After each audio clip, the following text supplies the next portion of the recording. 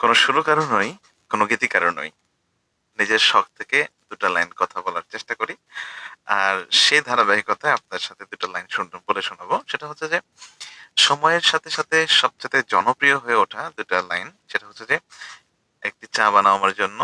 যেটা আসলে মূল গানটা ছিল, "একটি গান লিখো আমার জন্য।" সেটার সাথে কোলাবোরেট করে আমি জাস্ট ২ টা লাইন আমার নিজের থেকে গায়ে শোনাবো। আমার নিজের লেখা অথবা নিজের হঠাৎ করে মনে হয়েছে, তাই এই কথাগুলোকে মনে হয় এইভাবে বললে ভালো হবে। যার কারণে এটা লিখেছি। চলুন শুরু করি।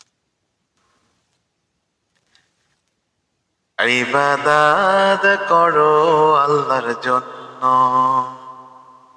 ইবাদত করো আল্লাহর জন্য, নামাজ পড়ো, রোজা রাখো, দান করো, অন্যায় করো না কখনো,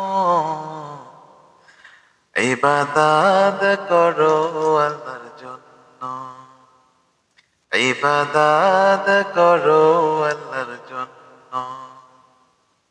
আসসালামু আলাইকুম।